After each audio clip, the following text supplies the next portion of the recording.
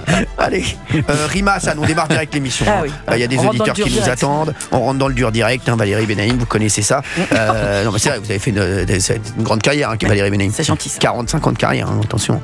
Enfin 30, c'est déjà pas mal. J'en rajoute 15. Allez, Rima Hassan menace des journalistes de BFM TV en direct à propos du conflit Israël-Hamas. Alors, on va écouter tout de suite cet extrait. Dites-nous ce que vous en pensez et doit-elle être sanctionnée? On va en parler juste après avec nos amis. C'est parti, on écoute ça sur Europe 1. Je me permets juste une toute petite parenthèse et puis je vais répondre à votre question. Je veux simplement dénoncer le fait que vous avez été félicité par Olivier Rafovitz, qui est un porte-parole de l'armée israélienne, une armée génocidaire, de votre ligne éditoriale. Et c'est très très important pour moi de dénoncer ça à l'occasion de cette interview, parce que ça dit beaucoup de la ligne éditoriale qu'est la vôtre sur le sujet. Et j'espère que vous vous rendez compte quand même que vous aurez tôt ou tard des comptes à rendre en tant que média. Alors, donc c'était chez nos amis des grandes gueules que j'embrasse fort, je les adore en plus les deux. Donc ça, est-ce qu'on peut faire ça à l'antenne, sur une antenne, excusez-moi. C'est un petit peu la même méthode que Louis Boyard. Bah bien sûr, exactement, voilà. c'est la même méthode que Louis Boyard, on est d'accord. C'est incroyable ça, Gauthier Lebray. Maintenant, l'intimidation est devenue la marque de fabrique et la nouvelle stratégie de la France insoumise. Rima Hassan n'en est absolument pas à son premier coup d'essai. Elle faisait exactement pareil il y a quelques semaines contre TF1 quand Darius Rochebin interviewait Benyamin Netanyahou. En quelques minutes, elle rassemble 50 personnes. Elle se fait bloquer sur le périph' par les forces de l'ordre et elle veut aller devant la tour TF1 avec qui? Tiens, avec Sébastien Delogu qui était aussi de la partie. C'était quoi le but? D'aller devant la tour TF1 pour faire quoi? Faire du buzz. Voilà, faire un coup de pression. Oui. Et s'ils croisent Darius Rochebin, ils font quoi? Bah oui. Parce que après, c'est quoi l'étape qui suit? C'est l'agression physique. Et d'ailleurs, Sébastien Delogu, qu'est-ce qu'il fait quand il va voter pour le président ou la présidente de l'Assemblée nationale et qui croise le Benjamin RN de l'Assemblée à la tribune de l'Assemblée? Il lui met un énorme coup de pression, il fait quasiment tête contre tête. C'est pas un comportement de député, c'est un comportement de caïd. Donc maintenant, c'est des comportements de mafieux. C'est des comportements de mafieux, c'est des coups de pression, c'est de l'intimidation. Vous allez devoir rendre des comptes, c'est cette phrase. Qu'est-ce que ça veut dire? Vous aurez à rendre des comptes. Ça veut dire quoi? Rendre des comptes à qui? Comment? Pourquoi? Enfin, c'est incroyable ce sentiment à chaque fois. C'est-à-dire que on a quand même affaire à une députée européenne.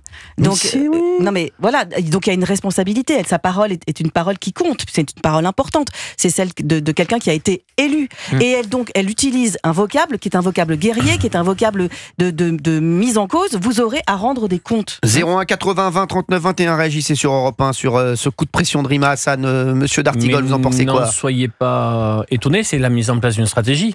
Comme il y a la bordélisation de l'Assemblée nationale, qui est une institution, il y a là la mise sous pression d'une rédaction entière. Je trouve d'ailleurs que BFM a très bien réagi en disant « jugez par vous-même ». Voilà comment nous traitons de cette information. Là, il y a débat. Je sais qu'il y a débat, mais je trouve que au final, BFM dit, regardez, jugez par vous-même. Nicolas Taverneau a fait un très bon tweet. Pardon, Gauthier. Bravo, donc, Nicolas. Jugez par vous-même.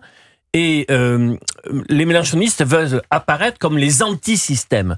Et dans ce système, ils mettent l'Assemblée nationale, ils mettent les médias pour apparaître véritablement comme le vote qui contestera tout ça. Alors que le RN, lui, était par le passé vécu comme un parti anti-système, alors que maintenant ils ont fait le chemin inverse. Merci.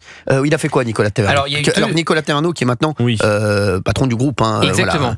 Exactement. Groupe auquel appartient BFM. Alors il y a eu deux choses. Il y a eu un communiqué de BFM au départ qui se justifie. La SDJ, mais il n'y a pas à se justifier, même la direction. Il n'y a pas à se justifier. Il y a à condamner la mise sous pression de Rima Hassan et la tentative d'intimidation. Et donc ce matin, dans un second temps, Nicolas Taverneau a fait un tweet pour une nouvelle fois défendre le travail de la rédaction, mais pour dire surtout que Rima Hassan n'avait pas à intimider ses journalistes comme elle le faisait. Et c'est ça le principal. Il ne faut pas se justifier face aux attaques de la France insoumise. Il faut les condamner, c'est tout. Qu'est-ce que vous en pensez, Fabien Lecoeur? Moi, j'en pense que c'est des vieilles méthodes staliniennes. C'est-à-dire que si on se remet dans l'histoire, à partir des années 50, 60, c'était les pouvoirs de l'Union soviétique.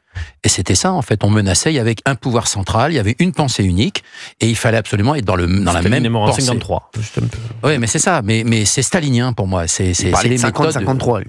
Il faut quand même savoir, pour lui, tout est court. Il faut quand même savoir, les amis, que François-Xavier Bellamy a porté plainte pour menace de mort contre Rima Hassan, parce qu'elle avait mis sur Twitter qu'il était encore soutien, comme elle le dit à chaque fois, du régime génocidaire israélien, et que s'il dormait bien, maintenant, ça n'allait pas durer. Trembler, elle avait mis trembler, vous n'allez pas continuer à bien dormir. Donc il a porté plainte. J'en sais rien, c'en est où? Vous savez comme ça peut prendre du temps, c'était il y a quelques semaines. Ça en est où? Ça va être long, ça, vous inquiétez pas de l'ONU, ne vous inquiétez pas.